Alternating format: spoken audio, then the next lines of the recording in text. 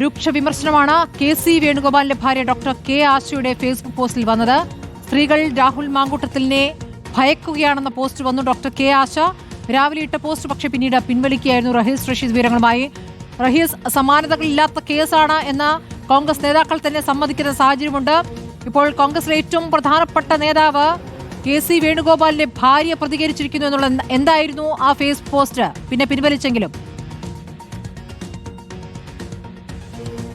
ആ സ്മൃതി, ഏറ്റവും പ്രധാനപ്പെട്ടത് സാധാരണഗതിയിൽ രാഷ്ട്രീയ വിഷയത്തിലോ ആനുകാലിക വിഷയത്തിലോ ഏതെങ്കിലും തരത്തിൽ പ്രതികരണം നടത്തുന്ന ഒരാളല്ല കെ.സി. വേണുഗോപാലിന്റെ ഭാര്യ ഡോക്ടർ കെ ആശ.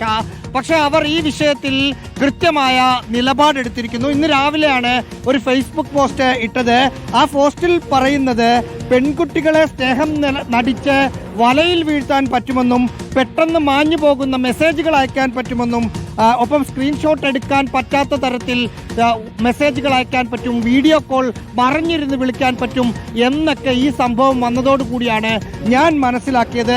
ചെറിയ കുട്ടികൾ പോലും ഇത് കാണുകയാണ്.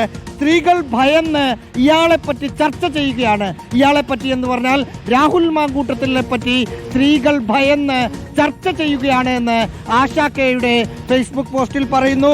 വല്ലാത്ത വിഷമമുണ്ട്, ഒന്നും പറയാതെ മിണ്ടാതിരിക്കാനാവുന്നില്ല, അതുകൊണ്ടാണ് നിലപാട് പറയുന്നതെന്ന് ഫേസ്ബുക്ക് പോസ്റ്റിൽ കൃത്യമായി തന്നെ പറയുന്നുണ്ടായിരുന്നു. പിന്നീട് ചില കോൺഗ്രസ് നേതാക്കൾ ഈ ഫേസ്ബുക്ക് പോസ്റ്റുകൾ കണ്ട് കെ.സി. വേണുഗോപാലുമായി ബന്ധപ്പെട്ടു എന്നാണ് നമ്മൾ മനസ്സിലാക്കുന്നത്.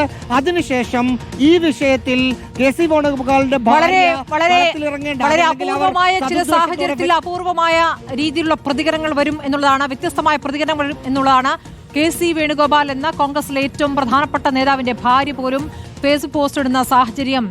കേരളത്തിലെ സ്ത്രീകൾ ഭയക്കുന്നു ഇയാളെ എന്നാണ് ആ പോസ്റ്റ് വന്നത്. പിന്നീട് ആ പോസ്റ്റ് പിൻവലിച്ചുവെങ്കിലും ആ പ്രതികരണം അത് അവിടെ കിടക്കുന്നു എന്നുള്ളതാണ്, അത് ആളുകൾ മനസ്സിലാക്കിയിരിക്കുന്നു എന്നുള്ളതാണ്.